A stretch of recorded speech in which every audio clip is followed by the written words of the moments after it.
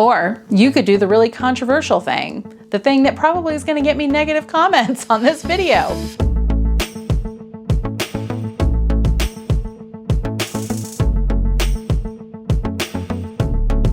Well, hello friends, I'm Mary Beth with At What Cost, where simple living and deep faith go hand in hand.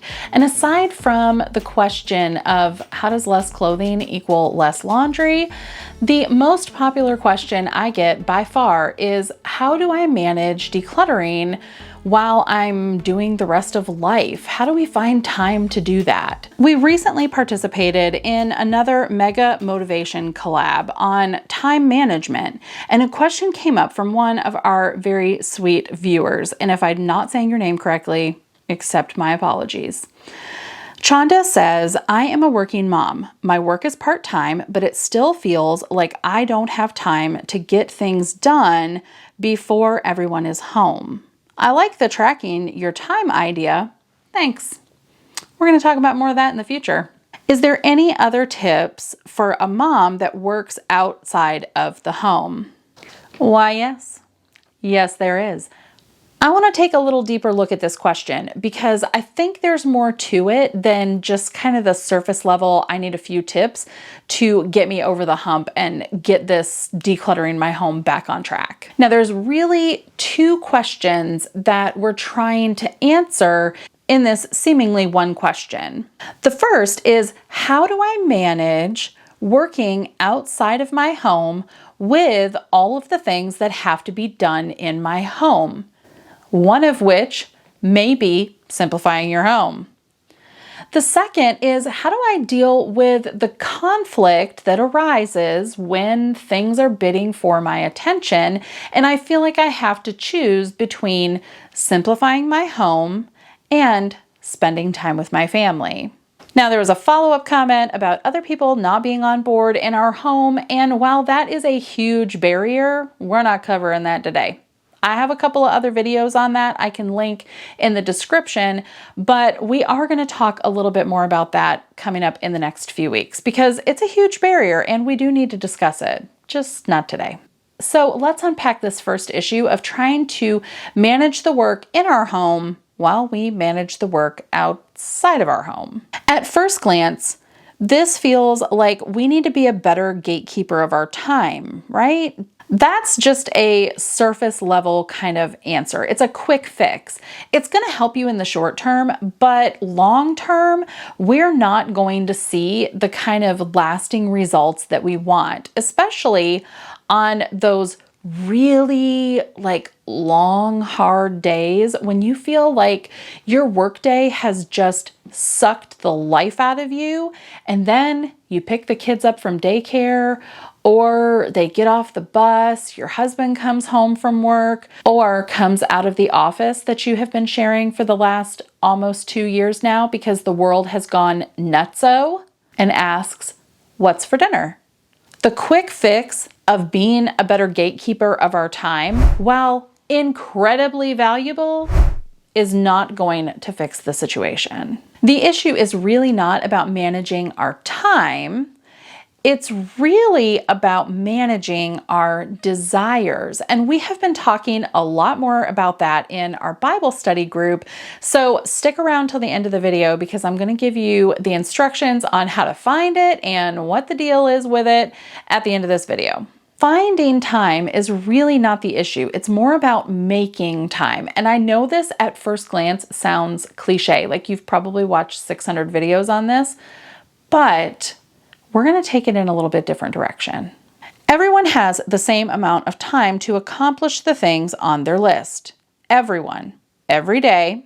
And we've been kind of tricked, so to speak, into thinking that we can get more time out of our day if we just do this or do that, and that there's some magic trick to getting things done. What makes the difference is what we desire moment by moment. Let's look at Shonda's question here and the little amount of information she's given us about her schedule. And just a heads up, I'm going to talk about my own experience through some of this because I can totally relate. So no offense intended. This is just how like the ridiculousness of some of the things that I have done goes. I have a feeling that at least one of you can relate. She works part-time, which means there's a good chunk of the day when no one is home and it could be used to get some of the unused or unwanted or invaluable stuff out of our home. Now, I work full-time, but the scenario that we're going to see here, it's pretty much the same for all of us anytime we have a little bit of a like free moment. Like none of that's, yeah, you know what I mean. She spends a few hours at work thinking about how much she'll get done when she gets home. She's pumped. She swings through the drive-thru to grab lunch, to save time. Once she gets home, she thinks, I have a few minutes. I could probably sit here and eat my lunch and watch a quick YouTube video, to get motivated. The algorithm is amazing at knowing what would interest her next, and so she decides to watch just one more. She turns off the TV and realizes that she's lost a half an hour of work and better buckle down to get the job done. After all, she's spent all day thinking about this. But now we need to gather supplies and, dinner needs to go in the Instant Pot, and before I can declutter the kitchen, I probably need to clean it since I didn't have time to do that this morning. And now my mother's calling me and I got a text from a friend that I need to answer. And look at this funny meme on Instagram. Holy cow, is that the kid's bus? I can never find time to get things done. So the time passed, right? Regardless of what she chose to do or I chose to do, the time passed either way. In this scenario, a series of choices were made that determined the outcome, and it was all about desiring the momentary thing in front of us over the long-term, unseen outcome that we want to achieve. And this isn't uncommon. In fact, sometimes it's necessary for us to choose something in the moment. Think about this cliche. A moment on the lips, a lifetime on the hips. What if that were true? Like Charlie and the Chocolate Factory style? Like every time you ate a piece of cheesecake, instantaneously your waistline grew 3 inches and it was just stuck there forever? What would you do? How would that change the way that you desire those momentary things if you have more of an immediate response to something that is a lot further down the road that remains unseen? Decluttering is sort of like that. Some areas of your home will have a dramatic, earth-shattering, life-changing result after 5 to 10 minutes of decluttering. Some won't. Some places need small amounts of attention over long periods of time for us to see the result. Our desire, moment by moment, is to continue making choices that lead us to an end that is yet to be seen. Until, of course, we see it. Managing our decluttering and our workloads is really all about choice. And those choices are not easy. Do I need to scale back on my kids' outside activities so that I'm not spending an hour in the car driving them around? Do my kids need to ride the bus home from school so that I can gain an extra half hour this year every day after school to declutter or just maintain without interruption? I know what it feels like to have to make what seem like impossible choices. Our son has autism. He desperately needed ABA therapy, and someone had to drive him there and to speech for our other son. And I have a full-time job that I only get so many breaks through. I have a husband, other kids that need my attention, my church, my family, my house, all of these things that are incredibly important and valuable and have to happen. So how do I choose which one that I have to say no to? Well, the problem is I might have to say yes to the question, is there something I can do to help you? which is exactly what had to happen. I had to humble myself and ask for help. I just couldn't be in all of the places at all of the same times.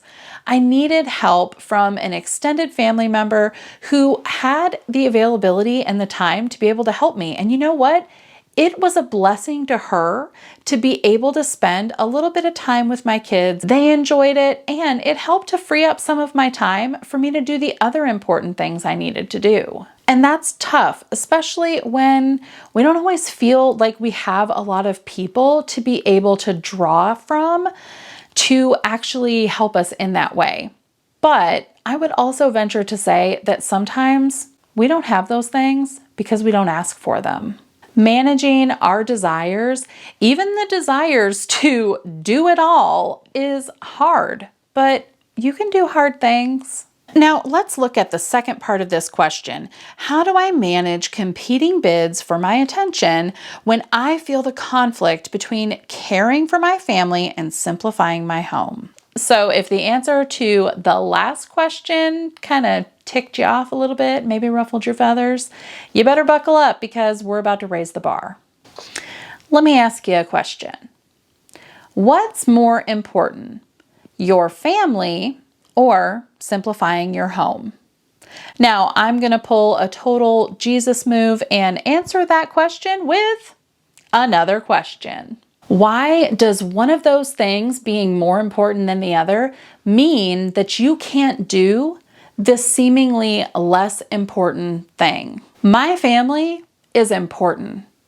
In fact, aside from my relationship with God, it's probably one of the most important things that I could do, if not the most important thing. It's what I have been called to do. It's a job that was specifically designed and given to me and ordained by God. It is important work. My work is for Him, and I want to do a good job. How well am I doing that job? How well am I caring for my family when I am overrun with stuff? I'm overcommitted in my time. I feel anxious. I'm stressed out. I feel defeated. I feel like a failure at this job because I don't seem to be able to do everything well. How well am I caring for my family when I feel like that? Not well, friend. Not well at all. I can be a much better mom in a long-term scenario if I take some short-term time to take care of what feels like the less important thing, like simplifying my home. Because in essence, the less important thing is really contributing to the success, the long-term success of the most important thing. If your kids want your attention, give it to them. And while you're sitting at the table coloring with them, throw out all of those broken crayons, talk to them about what they're making, and while you're doing it, organize the cabinet that the craft supplies go in. Or maybe ask them to help you cook dinner, and while they're stirring the spaghetti sauce, you clean out that one drawer that has all of those extra utensils and that stinking potato masher that keeps you from opening the drawer all the time. Take that time to spend time with your children, but also focus on something that feels a lot less important, like cleaning out a drawer or organizing a cabinet. Or you could do the really controversial thing, the thing that probably is going to get me negative comments on this video. You could tell them that they have to go outside and play for 10 minutes. Or they have to go in their room for 10 minutes. And every time they come out, every time they come looking for you to entertain them and give them something else to do, you start their time over. Set a timer on your phone, take that 10 minutes and declutter a shelf in the hall closet, a drawer in the kitchen, a cabinet in the bathroom. Take that 10 minutes and do a small area. And if that's all that you're able to get done that day, you have made a long-term difference in your home. The things that you are decluttering out of your home are likely not coming back in. You've opened up a space that from this point forward, you can maintain and keep exactly the way that it is right now. you've made a difference in the long-term goal of caring for your family. You won't ever have to use that 10 minutes to deal with all of that stuff that doesn't matter again. And at the end of that 10 minutes, when your kids have done a great job playing on their own and using their imagination and learning new things, they get a reward. And guess what the reward is? Time with you, which is what they really want. A mom who feels confident and accomplished, like she really can do this job that God has called her to. That's you, friend. That's you. Working full-time, decluttering your home, mothering your children, fostering a healthy relationship with your husband are all important things. But they don't have to compete with each other. Finding balance among them is what gives you lasting success in simplifying your home. And this whole thing of choosing desires that contribute to a life that is yet unseen, kind of reminds you of the Christian life in general, doesn't it? You can totally do this. And if you want to dive deeper into Bible study and figuring out what all of those desires mean and how we can really choose the most impactful and beneficial ones in growing our faith and our relationship with God and really doing this job well, then I would strongly encourage you to join our Bible study group. And this is sometimes a little difficult to get to. So if you need some instructions, here they are. Go to the About tab here on the channel and scroll down just a little bit, and there's a section that says links. You'll see a link for our Bible study group. Click on that, and when the button comes up with the join button, you can click on that to see the welcoming video and get all of the details about the perks that you get being in that members only section. Now go out there and get some of that decluttering done. Whether it's 5 minutes or a whole day, you can choose moment by moment to keep moving forward. And if you're looking for a place to start with decluttering and you want to have something to kind of play in the background, you can click the link right up here, and that will take you to our decluttering playlist, where I am going to run through all of the rooms in our home that we have decluttered so far. Thanks for watching, and I will see you in the next one.